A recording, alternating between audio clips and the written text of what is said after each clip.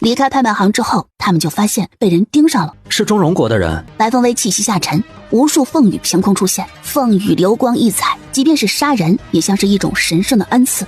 看来我们的踪迹已经被发现了。无妨，他们进不了白家，即便来了也是有来无回。你们放心，有我在，谁也伤害不了你们。他们到底是什么人？为什么会对你们穷追不舍？我们也不知，事情发生的太突然了，一切都还没有来得及了解。下次抓一个人问问。好办法。他们平时都是只顾着逃跑了，也没有想到抓个人问一问是什么情况。由于出来的早，又提前买到了玉珊瑚，所以现在还不晚。四人一合计，准备去大吃一顿。主要是白凤薇和月领儿想去，云初莹和君生只能跟着。你们听说了吗？皇上病重，恐怕不久于人世。听说了，只是觉得太突然了。皇上不是还年轻吗？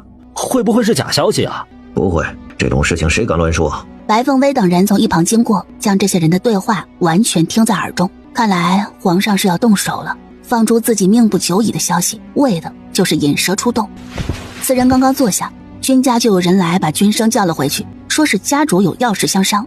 君生不得不辞别三人回了君家，白凤薇、月灵儿三人也略坐了坐，就回了白家。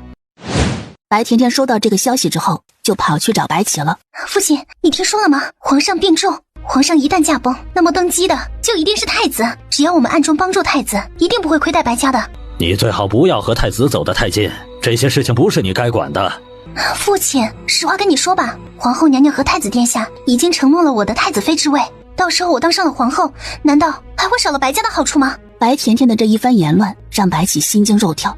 甜甜，太子并非良配，他不适合当一个好夫婿，你还是不要再接近他了。为什么？太子心胸狭隘，对你并非真心。另外，皇后是萧家的人，而萧家和白家从来就不对付。你觉得太子和皇后会真心待你吗？他说的已经够明显的了，但是白甜甜执念太深。父亲，你怎么就执迷不悟呢？关系不好是可以改善的，我们从现在开始帮助太子还是来得及的。有些事情不像是你看到的那样，你听父亲的不会错。不，你就是不关心我了，不爱护我了，你们都被白凤薇给迷惑住了。真是越来越不可理喻。来人！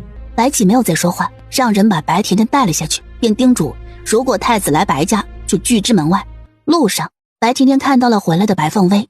白凤薇，你给我等着！白凤薇看都没有看他一眼，他现在有重要的事情要做，那就是炼丹。枫林国皇上的病情虽然得到了缓解，但是想要根除还需要一枚回元丹。回元丹属于6级丹药，对于已经炼制出过8级丹药的白凤薇来说不难。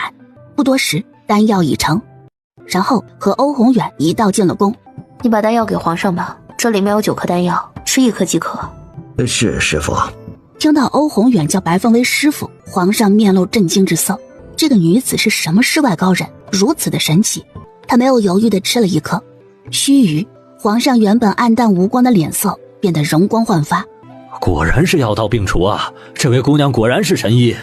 对于皇上的夸奖，白凤薇没有任何的情绪变化。皇上看上去太过健康了。神医说得对，他还要演戏，身体太好就不像了。不过怎么做他知道。